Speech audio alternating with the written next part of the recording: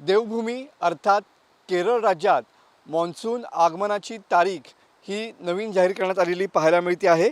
26 April रोजी देवभूमीत येणारा monsoon आता 4 जूनला पोहोचण्याची शक्यता आहे।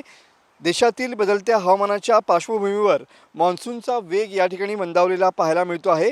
अंदमान आणि श्रीलंकेपर्यंत पोहोचलेला मॉन्सून भारताच्या सीमेजवळ येऊन या ठिकाणी रेंगाळलेला पाहायला मिळतो आहे। 3 ते 4 जूनला मॉन्सून जो आहे तो देवभूमीत पोहोचण्याची शक्यता हवामान विभागाने वर्तवलेली आहे। म्हणजेच याचा अर्थ महाराष्ट्रात मॉन्सून दाखल होण्यास विलंब होणार आहे। मॉन्सूनची वाटचाल मंदावली आहे। या स्थितीला मॉन्सून मृदू आगमन असं संबोधलं जातं।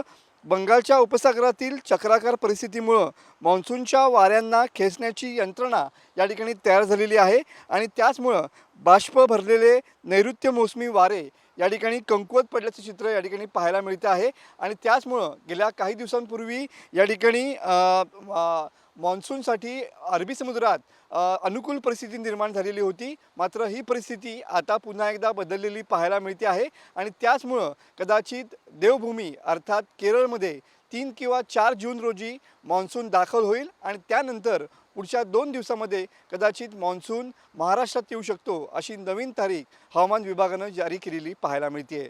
कॅमेरामन समीत गजनेसह मी मनोज लेले, TV9 मराठी, रत्नागिरी।